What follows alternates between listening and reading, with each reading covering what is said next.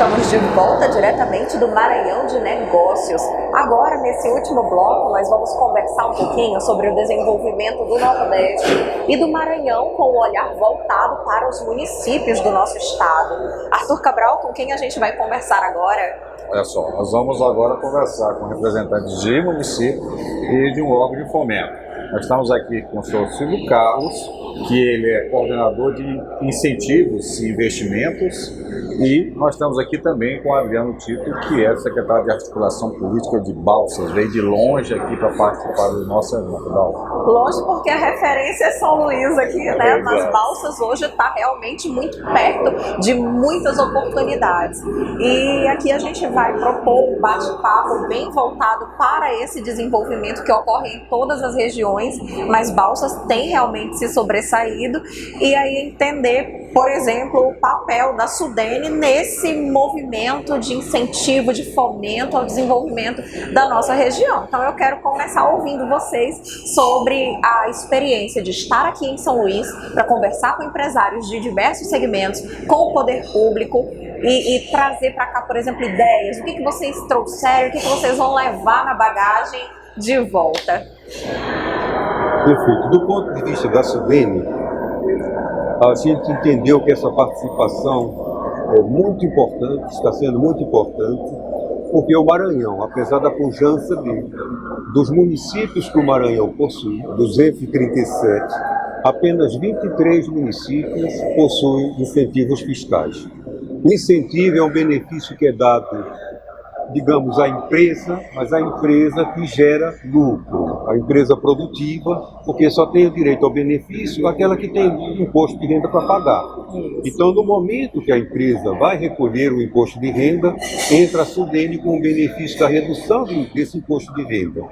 A gente consegue reduzir o imposto de renda da empresa de, digamos, daquele 100% para 17% a 18%.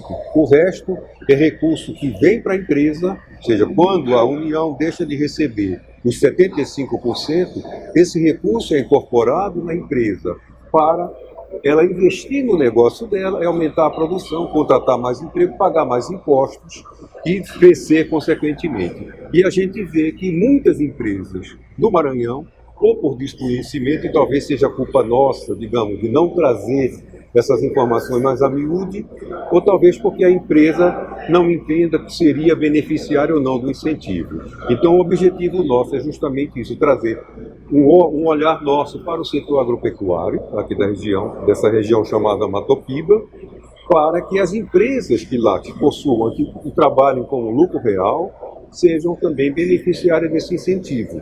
E é um benefício que, concedido à empresa por 10 anos, ela tem a fruição durante 10 anos. Então, se ela tem, digamos, 82,5% de renúncia, né, de benefício para ela num ano, multiplica por 10 e ela vai ver qual o valor que ela tem. Esse é o objetivo nosso, está? Muito robusto, interessante. É interessante isso, né, Dalva? Agora sim, foi falada aqui a questão do agronegócio.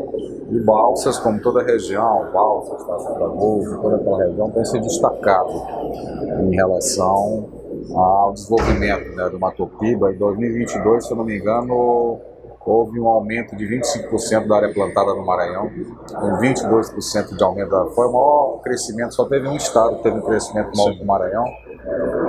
Mas há sempre uma expectativa. O que isso pode gerar de cadeia de negócio, né, Silvio?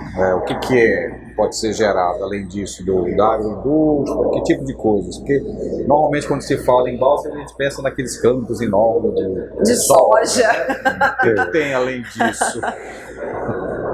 Do ponto de vista também da nossa visão, você tem o setor todo, menos a parte de comércio, mas, digamos, é o agricultor que planta, sendo CNPJ, é a agroindústria que está lá, indústria de alimentos, de transformação de uma série de indústrias, digamos, de embalagens, produto para embalar os produtos, uma série de coisas. Ou seja, de um modo geral, os setores que são considerados prioritários na parte da Sudene, indústria de transformação, a gente diz assim, só não entra armas e munições.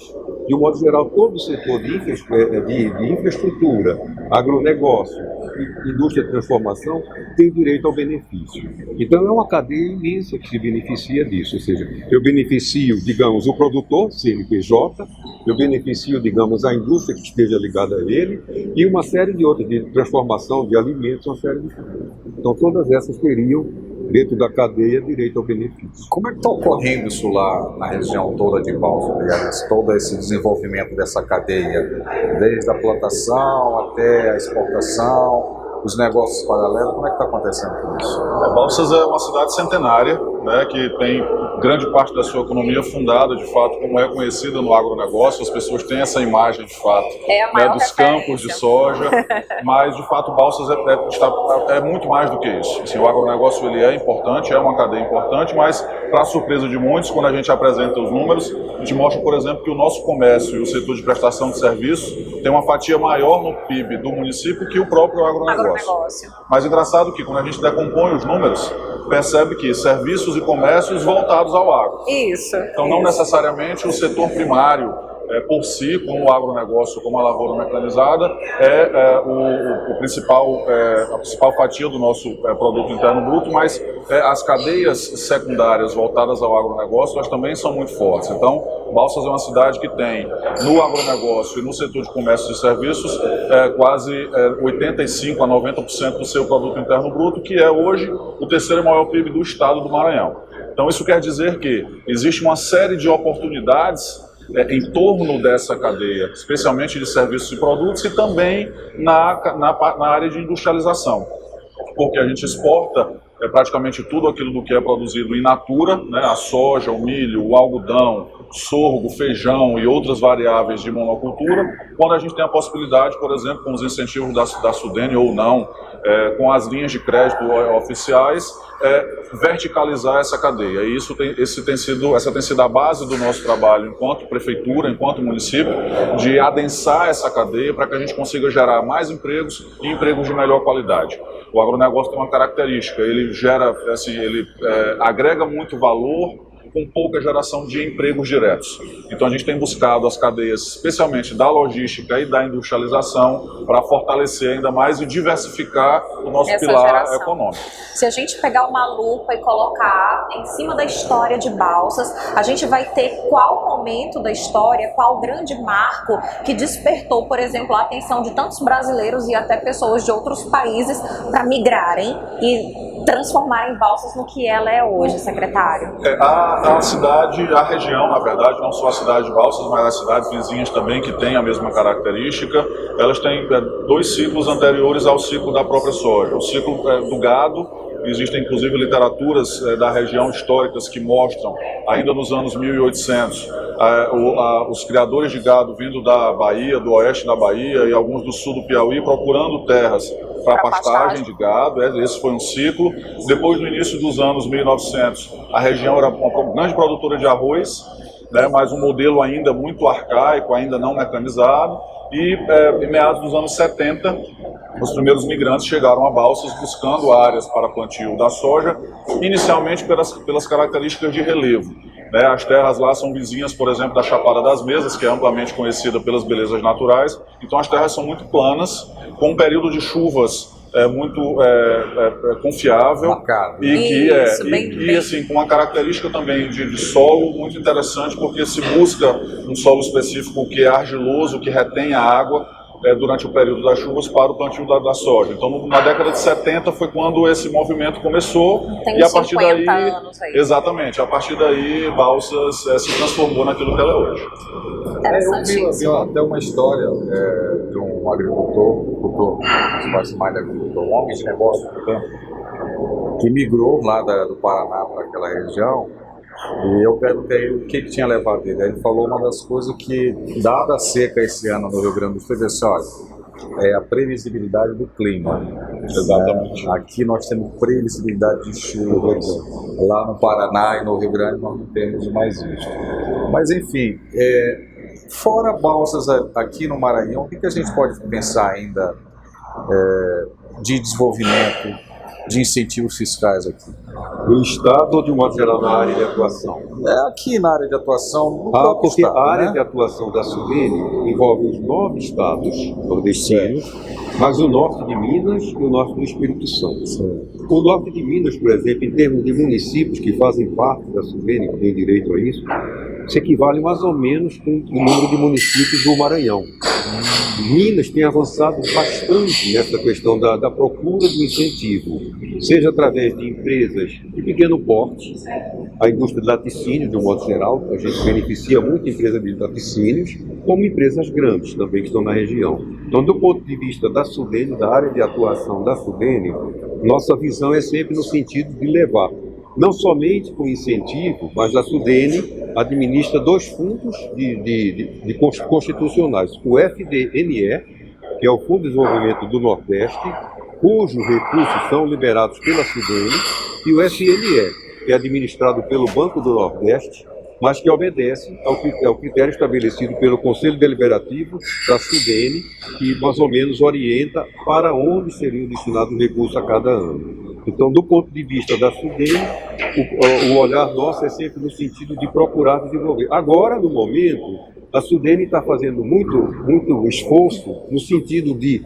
trazer para cá, para a região, essa área do Rio Grande do Norte e a área do Ceará, propícias a ventos, essa questão do hidrogênio verde, que é uma coisa que está se falando muito no mundo e que o Nordeste potencialmente tem condições tanto... Vai ter uma linha nesse sentido? Sim, Uma linha de... com certeza vai ter alguma coisa nesse sentido. Ou seja, no momento a gente está prospectando empresas para ver quais aquelas que têm interesse, já tem bastante. O Ceará tem feito bastante movimento nesse sentido. Então, nessa área de ventos e na área de solar também, no caso, essa parte de energia limpa, Da energia limpa. a Sudene tem atuado muito, ou seja, e a gente financia muitos empreendimentos de energia limpa pelo FDNE, que são programas voltados para, digamos, incentivo de maior valor. O programa, digamos, é um empreendimento de alguns milhões de reais, centenas de milhões de reais nesse sentido.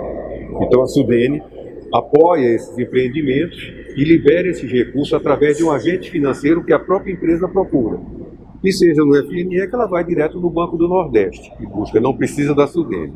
Então essas 2 linhas são elementos para trazer justamente o desenvolvimento O da Banco do região. Nordeste procura sempre estar desenvolvendo estudos, né, de potencialidade da região. Aqui, especificamente no Maranhão, o que tem apontado esses estudos? Do Banco do Nordeste, eu não sei dizer em princípio, mas é basicamente isso. Acho que o nosso olhar tem sido muito nesse sentido da região, essa região do Mato Piba, essa parte que é uma parte importante. Mas a gente entende que também existem municípios que têm algum potencial em termos de indústria, de industrialização, que poderia, através do incentivo, seja do incentivo ou de um próprio recurso de fundos, seria mais ou menos o desenvolvimento. Porque o Maranhão acaba sendo uma junção de tudo, né, Dalva? É o Nordeste, é o Norte, é o Ele está Central. entre as regiões que pujam ali com muita potencialidade. E aí eu até aproveito o ensejo para perguntar para o secretário sobre como é que tem se dado o relacionamento, o diálogo entre os municípios ali da região. Existe um canal em que vocês conseguem, por exemplo, conversar, trocar ideias, como fazer uma força-tarefa para buscar, por exemplo, o investimento, enfim. É interessante que o Silvio falou por 2 vezes sobre a região do Mato Piba, que muitas pessoas conhecem, outros nem tanto, mas que é essa região que congrega o sul do Maranhão, o Piauí, o Tocantins e o oeste da Bahia. E a gente tem sempre se colocado, e geograficamente nós temos essa vantagem, Balsas tem essa vantagem, se colocado como a capital dessa região. É uma região, de fato, com uma característica muito própria, porque o relevo é muito parecido, a matriz econômica é muito parecida, o agronegócio está presente nessa região de 4 estados e que, na prática, as fronteiras institucionais das unidades federativas elas não fazem muito sentido para os negócios e para os cidadãos no dia a dia. Por exemplo, Balsas fica no Maranhão, mas a gente é zona de influência para 40 municípios, grande parte deles, mais de 20 deles, no Piauí e no Tocantins. Então é como se nós tivéssemos uma zona de abrangência, inclusive com serviços públicos de saúde, de educação e outros dos estados vizinhos que vêm buscar em Balsas. Então, Balsas se coloca como essa região, como a capital dessa micro-região, e a gente muitas vezes ou dialoga pela necessidade, né, respondendo a sua pergunta, com alguns dos vizinhos que sentem as mesmas dores, né, e às vezes encontram problemas, soluções para problemas que a gente também enfrenta, e muitas vezes de forma institucional, como a gente busca sempre com as instituições, com o terceiro setor aqui na capital, também nos estados vizinhos, com o governo federal. A gente dialoga muito, a prefeitura tem essa preocupação de dialogar sempre com as instituições de Estado, com as instituições que estão aí, com o terceiro setor, especialmente como estamos aqui hoje com a associação comercial, de forma que a gente fortaleça a nossa atuação, e que de fato a gente busque, é algo que a gente tem incentivado muito. As instituições precisam interiorizar suas ações. Existe um Maranhão acontecendo que o maranhense não conhece. Verdade. Eu tenho falado isso sempre que eu tenho a oportunidade. Para alguns colegas mais próximos, eu costumo dizer que as pessoas da ilha, porque sou da ilha e falo isso, as pessoas da ilha de fato vivem numa ilha. Elas acham que para além da ilha o Maranhão é uma coisa só, e na verdade não é. Então existe um Maranhão acontecendo para além das fronteiras da ilha, que é importante que nós maranhenses, que as pessoas do estado se apropriem disso, né? Balsas está lá, ela faz parte do Maranhão, se sente Maranhão, ela é Maranhão, e ela quer compartilhar também as suas soluções, quer compartilhar as suas oportunidades, especialmente com empresas e pessoas do nosso estado. Muito interessante esse olhar, porque Já estavam aqui fazendo isso. ao tomar conhecimento, a gente acaba enxergando essas oportunidades e vai ali criando o sentimento de pertencimento, aproveitando a oportunidade, né? Nós vamos apresentar daqui a pouco, se vocês me permitem, vamos apresentar daqui a pouco alguns números sobre a cidade. E a gente tem, por exemplo, eu tenho trabalhado e prospectado investimentos da ordem de 1 bilhão e 200 milhões de reais da iniciativa privada no município de Balsas, com uma usina de etanol de milho, com uma planta de um frigorífico, com empresas também do setor de logística e armazenagem. Então a gente sabe que esses números são bastante impactantes até para as pessoas que desenvolvem atividade econômica na capital. E muito disso, muitas dessas oportunidades acabam sendo aproveitadas por outras pessoas de outros estados. Não que isso não seja legítimo, legal, e a gente obviamente está com as portas abertas para todos, mas a gente quer de fato que o maranhense se aproprie disso. Maravilha, muito obrigada, excelente. A gente finaliza esse bloco com muito otimismo. A gente conseguiu enxergar aqui um Maranhão amplo, de muitas oportunidades, não é, Arthur? Sem dúvida, sem dúvida. É bom estar vendo todas essas visões aqui dentro desse evento, né, Léo? Verdade. Então a gente agradece a vocês por terem pausado um pouquinho a participação ali na programação. O evento está rolando e a gente está aqui. E a gente também aproveita para se despedir de você, lembrando que esse foi só o nosso primeiro programa da série de 2 edições que a gente vai fazer diretamente aqui do Maranhão de Negócios, né, Arthur? Exatamente. Então, muito obrigada. Bem, então nós vamos ficando por aqui. Obrigado mais uma vez pela sua companhia. E você já sabe, o Negócios na Pauta tem o investimento, o patrocínio da V2 Op Partners e também da Cimento Brau. Até a próxima semana. Tchau. Tchau.